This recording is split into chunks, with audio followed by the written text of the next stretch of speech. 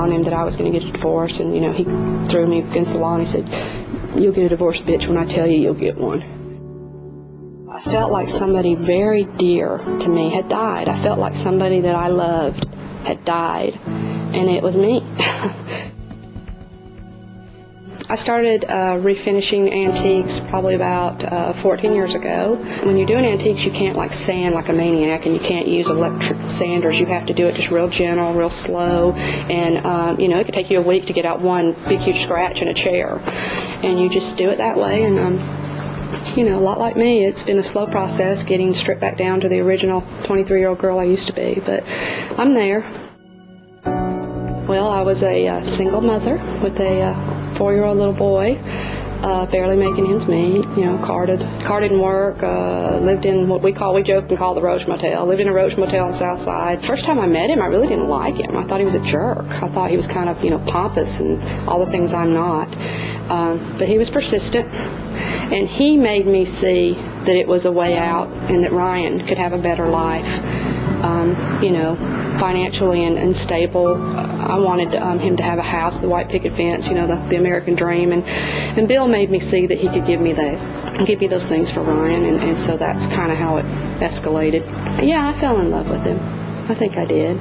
I found out later that I did love him, because that's what made it so hard to get away and to be free of it, was because I kept thinking, well, I love him, I can change him, I can fix it.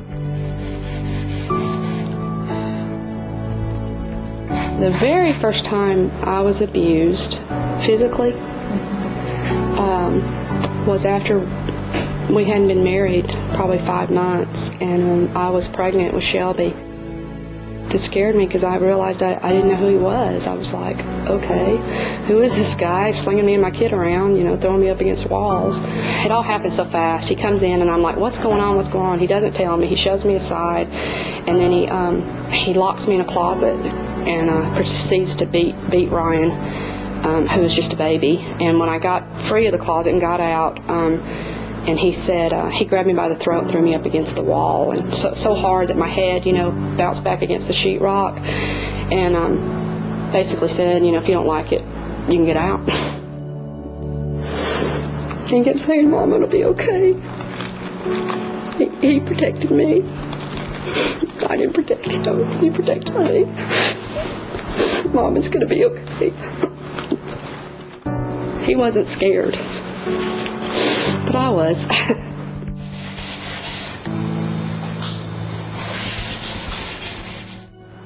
We were in a crowded nightclub that night with a friend of his, and I'm just sitting there, and he reaches over and just knocks my lights out, knocks me to the floor.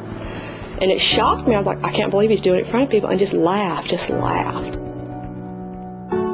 I went and sat in the car, and he comes out there, and he's just talking crazy stuff, like, you know, you're such a whore, and I know you're sleeping with so-and-so, and I mean, it was always about who I was sleeping with, like, you know, you'd really want another man in your life when you were with somebody like this, you know. And so I sensed that I was in danger. I sensed that I was in deep trouble. I was in trouble this time. And I got out of the car and was going to go get the bouncer, you know, somebody that could help me. And he had been drinking, but he didn't have to drink to be violent. And I hadn't been drinking. And I could hear gravel crunching behind me, and I was almost to the door, and when I turned around, he hit me on both sides of my chest, and it was like an anvil, and it literally knocked me over the hood of 2 cars. And, you know, I ended up on my hands and knees, and I'm bleeding and whatnot. And the bouncer guy comes out there, and I say, go get so-and-so, go get his friend. Well, they proceed to tell the bouncer that I've been drinking, and the bouncer believes it and leaves to go inside and leaves me with him. It was the first time I ever really felt certain that I wasn't going to live that night.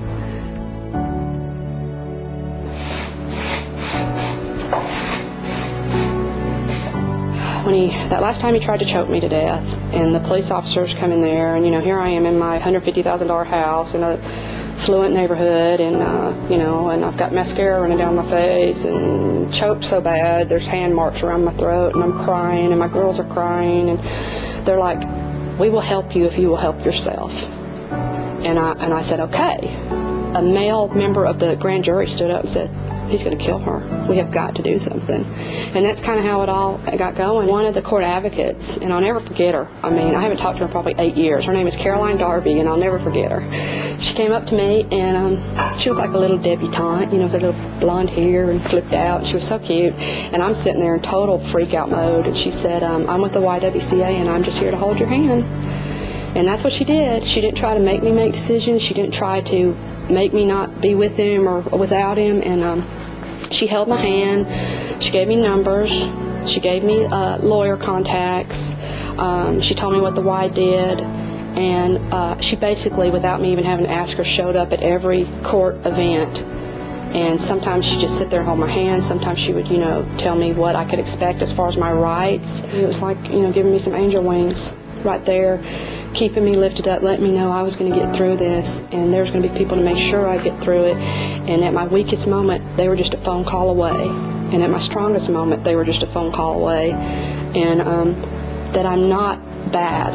I didn't do anything wrong. I didn't ask for it.